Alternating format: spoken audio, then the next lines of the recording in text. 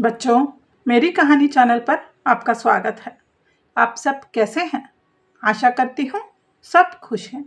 आज की कहानी है तितली और अमर पुष्प। एक समय की बात है, एक सुंदर और हरा भरा घास का मैदान था। उस मैदान में हरियाली छाई रहती थी, फूल खिलते थे और जीव जंतु खुशी खुशी रहते थे। लेकिन समय के साथ उस मैदान की हरियाली मुरझाने लगी, फूल सूखने लगे और जमीन बंजर होने लगी। मैदान में रहने वाले सभी जीव चिंतित थे। इस मैदान में एक छोटी सी तितली भी रहती थी, जिसका नाम चंपा था। चंपा बाकी तितलियों से अलग थी। वे न केवल सुंदर थी, बल्कि दिल से बहुत बहादुर और दयालु भी थी। जब मैदान में सभी जीव परेशान और निराश हो गए, तो चंपा ने ये जिम्मेदारी ली कि वह अपने मैदान को बचाने का रास्ता खोजेगी। एक दिन मैदान के सबसे पुराने जीव, एक कछुए ने चंपा को एक प्राचीन कहानी सुनाई। उसने कहा, दूर पहाड़ों और जंगल के पार एक फूल है जिसे अमर पुष्प कहते हैं।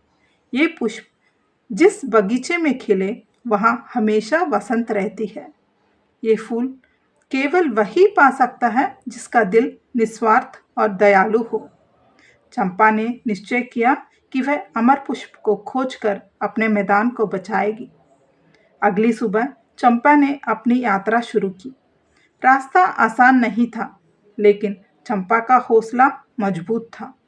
उसने सोचा, अगर मैं अपने मैदान को बचा सकी तो ये सभी कष्ट इसके लायक होंगे।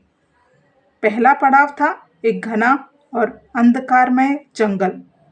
वहाँ एक विशाल मकड़ी का जाल फैला हुआ था। चंपा जब उस जंगल से गुजर रही थी, तो मकड़ी ने उसे रोक लिया और कहा, अगर तुम यहाँ से गुजरना चाहती हो तो मुझे कुछ देकर जाओ। चंपा के पास कुछ भी नहीं था, लेकिन उसने मकड़ी से कहा, मैं तुम्हारे लिए फूलों का पराग ला सकती हूँ।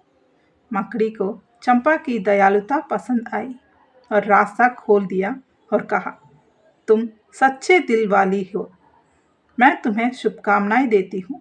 इसके बाद चंपा को एक ऊंचे और बर्फीले पहाड़ पर चढ़ना पड़ा। ठंडी हवाएं और बर्फीली जमीन ने उसकी उड़ान को मुश्किल बना दिया। जब वह तख्कर गिरने ही वाली थी, तो उसने देखा कि एक घायल पक्षी बर्फ में पड़ा है।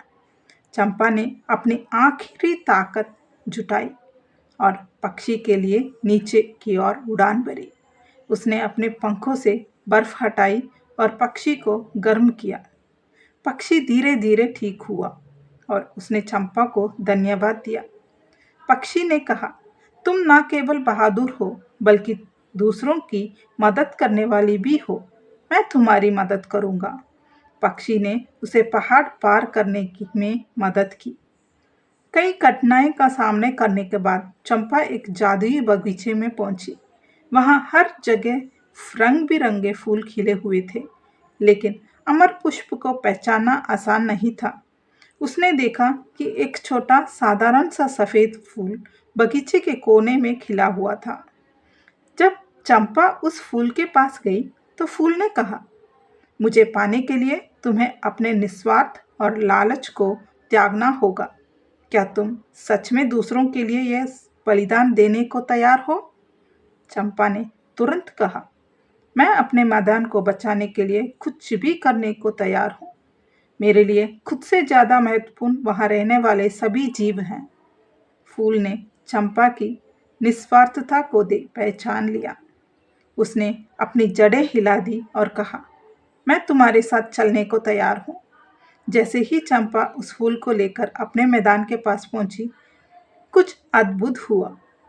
अमर पुष्प के मैदान में लगते ही चारों ओर हरियाली लौट आई। सूखे हुए फूल फिर से खिलने लगे। मैदान में रहने वाले सभी जीव खुशी से झूम उठे। मैदान के सभी जीवों ने चंपा को धन्यवाद दिया।